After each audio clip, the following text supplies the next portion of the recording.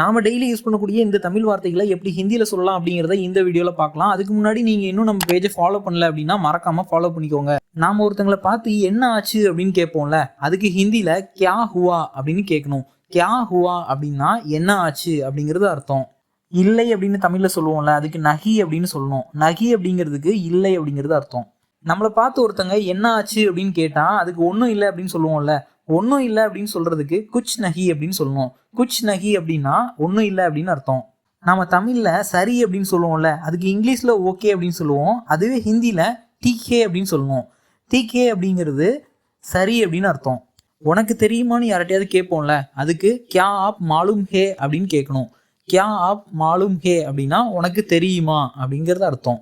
நமக்கு தெரியாத விஷயத்த யாராவது தெரியுமான்னு கேட்டால் நம்ம தெரியாதுன்னு சொல்லுவோம்ல, அதுக்கு நகி மாலூம் அப்படின்னு சொல்லணும். நகி மாலூம் அப்படின்னா தெரியாது அப்படின்னு அர்த்தம்.